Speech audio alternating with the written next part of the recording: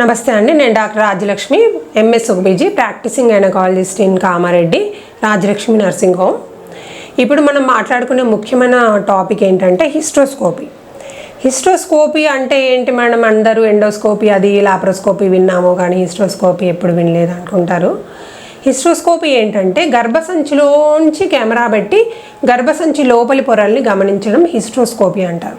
హిస్టోస్కోపీలో మనం ముఖ్యంగా చూసేది ఏంటంటే యోని భాగం చూస్తాము, వెజన, సర్విక్స్, గర్భాశయ ముఖద్వారం సంబంధించిన ప్రాబ్లమ్స్ ఏమైనా ఉన్నాయో చూస్తాము.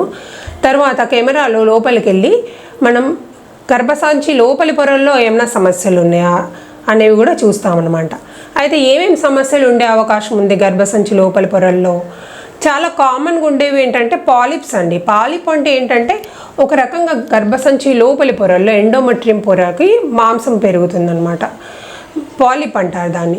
పాలిప్ ఉండడం వల్ల చాలామందికి ఎండోమెట్రియం లోపల ఉండే వాతావరణం అనేది ప్రెగ్నెన్సీకి అనుకూలంగా ఉండదు, కాబట్టి ఇన్ఫర్టిలిటీ చాలా కామన్. సో పాలిప్ ఒకటి మనం తీసేయచ్చు హిస్టోస్కోపీ ద్వారా చాలా ఈజీగా. అండ్ ఇంకొకటి, కొంతమందికి గర్భాశయంలో గడ్డలు ఉంటాయి, ఫైబ్రాయిడ్స్ లోపలి సైడ్ ఉన్నాయనుకోండి, అంటే గర్భాశయం లోపలి వైపు ఉంటే అది కూడా మనం హిస్టోస్కోపీ ద్వారా తొలగించవచ్చు.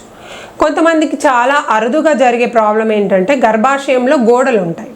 అంటే గర్భాశయం తయారైనప్పుడు దానిలో ఒక సెప్టమ్ తయారవుతుంది. ఆ గర్భాశయంలో గోడలు ఉండడం వల్ల కూడా ప్రెగ్నెన్సీకి లేట్ అవ్వడము, లేదంటే ప్రెగ్నెన్సీ వచ్చిన తర్వాత కూడా రిపీటెడ్గా అబార్షన్స్ అవ్వడము, ఇవన్నీ అవకాశం ఉంటుంది. సో సెప్టమ్ రిసెక్షన్ అంటే గర్భాశయంలో ఉన్న గోడని కూడా తొలగించడం అనేది హిస్టోస్కోపీలో సాధ్యమవుతుంది. హిస్టోస్కోపీలో ఇంకా మనం వేరే ఎండోమెట్రియం ఎలా ఉంది, ఇంకా వేరే ఏదన్నా అంటే దాని అడేషన్స్ అంటారు, అషర్మన్ సిండ్రోమ్. ఒక్కొక్కసారి అబార్షన్, ఇంతకుముందు జరిగిన అబార్షన్ జరిగిన వాళ్ళల్లో గర్భాశయ గోడలు అనేవి అతుకుపోతాయి. అంటే అవి మామూలుగా ప్రెగ్నెన్సీకి అనుకూలంగా పెరగవన్నమాట.